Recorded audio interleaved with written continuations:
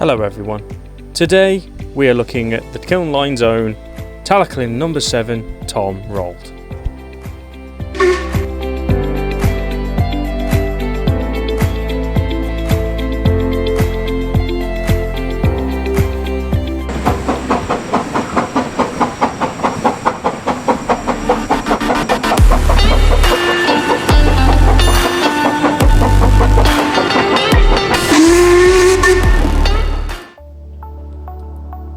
Hello everyone, and welcome back to the Kiln line.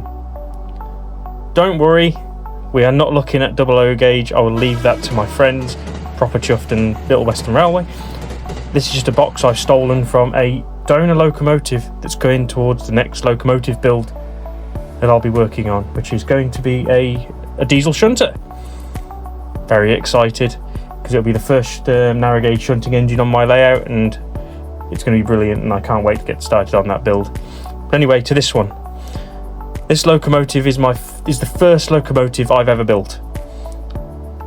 It was a kit, and it goes on a ready-to-run chassis, which, being a relatively amateur builder that I consider myself to be, it helped. So let's crack this box open. As you can see, makeshift packaging, as you're probably expecting. And there she is, Tom Rolt, painted by myself. Let's get the rest of this toilet roll out and get her out of the box. I have taken a couple of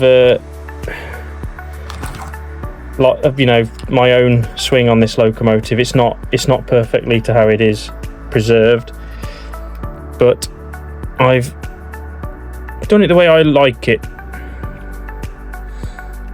Give it a bit of colour on the front. I've made the air compressor not all black, just to add a bit of more features to the front of the locomotive. And I'm not sure whether the boiler underneath the tank is supposed to be green, but I've left it black. Yes, this locomotive has been a joy to build, and I can't wait to show you this thing up close and personal. So let's get it onto a piece of track on the workbench and have a look at it a bit closer. First things first, I want to get this off my chest. This locomotive is only DC. It might be sound fitted in the future, but for now, I'm happy with it running as DCC, just standard. I personally don't think I have the expertise to be able to put a sound function in this, or a sound chip and speaker. So I will wait until I've got a bit more confidence, and then I'll have a go at it. But right now, let's have a look at this loco in a bit more detail. This kit was a Floyd Kramer kit that I got from eBay. I'll leave a link to it in the description to the video. And it fits a Dapol B4 chassis. Now that chassis, it doesn't quite fit this body very well if you want to fit a DCC chip in it. It's relatively the motor itself is relatively basic. It's very easy to fit the DCC chip into. It's just that the bodywork itself on the inside needs a lot of grinding out to be able to fit the chip inside. But as you can see on the kit, the detail on it is really, really good. 3D print on this locomotive is absolutely stunning. It comes with buffers, as the prototype does. This kit itself did not come with any couplings, so I took those off of the actual B4 itself. Just tension locks until Bachmann kindly produce standard, the narrow gauge chopper couplings. You can see on the top you've got the safety valves. Not sure what these things are. I imagine that's some sort of I'm not entirely sure. I'm sure someone in the comments will let me know. You've got the nice water tanks on top. They've each got the screws on top, so you can obviously take the caps off to refill it. The good old Talyllyn crests that I managed to get online as well, which fit the locomotive absolutely perfectly. The nameplate and the builder's plate were actually part of the mould, which is absolutely awesome. But does mean if you want to name this Ivo Hugh, for example, means you'll have to grind those off. The handrails are also fitted onto the body, but this is probably the best bit about the print itself, is the internals. Just look at that. It gauges, you get the seat, you get the handbrake, you even get the water glasses in there, and I know you can't see it from the video, but there's even a firebox in there, and if you actually get one of the chips that actually has firebox flicker on it on the DCC side, yeah, it actually shows through there, which is brilliant. Looking from the back, I probably do need to tidy up that paintwork a little bit, but I think it looks okay from a distance going around the layout with the coaches, so it doesn't bother me horrendously about the paintwork, but I might tidy it up as time goes on, as I do work on this locomotive. This locomotive itself has also got a trailing wheel fitted, which I do plan on eventually also fitting a drop or two, just so it's got a bit more of a pickup, because at the moment it's a tad unreliable with the B4 chassis, just as the sole pickup. But yes, this locomotive is a lovely runner when the track's clean and there's no dead spots. With the details on the locomotive itself, you can see that all the taps and things on top of the locomotive are really nicely detailed. The whistle, the windows in the cab. It's just a really, really lovely detailed tank engine, and Floyd Kramer did a lovely job on this. I just wish they could have revised the tooling a little bit to allow for a DCC chip inside. Hint, hint. So a story behind why I got this kit as the first locomotive build. Tom Rolt is probably my most favourite narrow gauge locomotive in general, and it's very quickly become probably my favourite locomotive out of all of them. I used to love the 2800, but this thing is now top of the chain, and I desperately need to see it in person. But this is hopefully going to be the first of maybe two of Tom Rolts that end up on this line, because in the future I do plan on doing a let's build of this locomotive where I build it as Ivo Hugh. I hear all the Thomas fans celebrating all at once. Anyway, let's get over and see how heavy this locomotive is.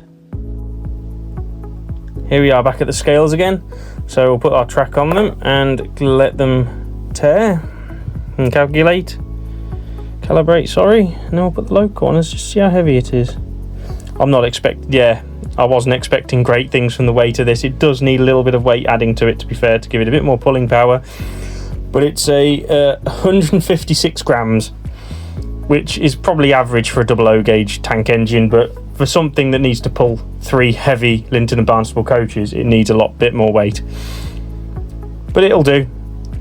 Let's get this locomotive onto the track and get it running. The Kiln line is proudly sponsored by CB Models. Based in North Devon, CB Models are an amazing manufacturer of 3D printed scale models for your model railway and scale diorama needs. They have a whole range of 3D printed accessories and can make bespoke items for that impossible to obtain piece. They also ship internationally. So check out CB Models over on their Instagram, Facebook, eBay or their website to see what they have to offer. Right, well, this locomotive doesn't have any sounds, so let's get straight into the running.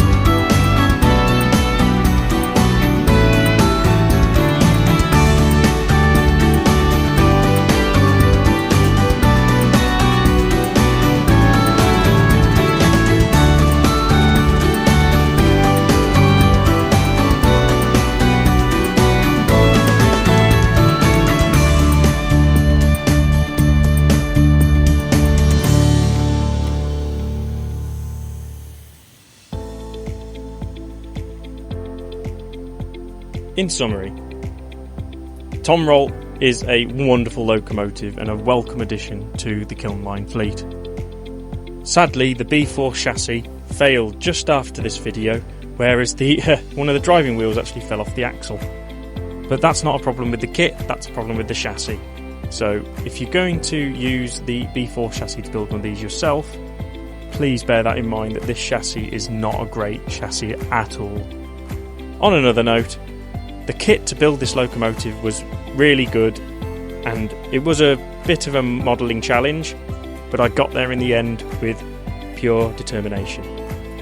Tom Rolt will continue to be a stalwart performer on the Kiln line, and I'm extremely happy with how this kit has turned out.